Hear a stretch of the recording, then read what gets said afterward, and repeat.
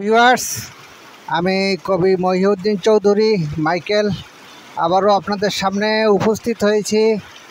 শ্রাবণ মাসের প্রথম দিকে যে দুপুরের পরে অপরাহ্নে এক বৃষ্টি ভেজা দিনের দৃশ্য নিয়ে আপনাদের সামনে উপস্থিত হয়েছি। আপনারা দৃশ্যটি আশা করি উপভোগ করবেন। এই দৃশ্যটি হলো বাংলাদেশের বান্দরবান জেলার লামা পৌরসভার ৯ নম্বর ওয়ার্ডের হরিণঝিরি মহল্লার চৌধুরী বাড়ির বাগান এবং বাড়ির সামনে থেকে এই দৃশ্যটি ধারণ করা হয়েছে। তো আপনারা যে যেখান থেকে দেখছেন দয়া করে আমার এই ইউটিউব চ্যানেলটি সাবস্ক্রাইব করে সাথে থাকবেন এই কামনা রেখে আমি কবি মহিউদ্দিন চৌধুরী মাইকেল আজকে আপনাদের থেকে আমি বিদায় চাইছি।